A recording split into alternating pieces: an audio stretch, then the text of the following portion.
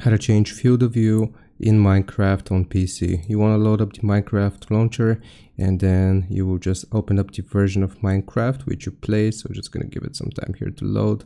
All right, and we're gonna click on play. Now it's gonna open up the game for us, so just give it some time here. You want to get into the game itself, so just like this. Minecraft is loading. All right, so we're gonna click on single player, and you can choose whichever world and just play the selected world.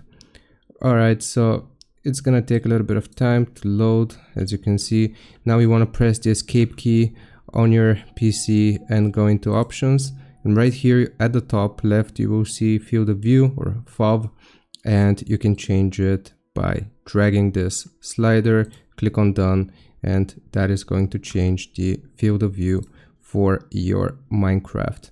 So I hope this helps you out. Leave a like and sub, and I'll see you next time.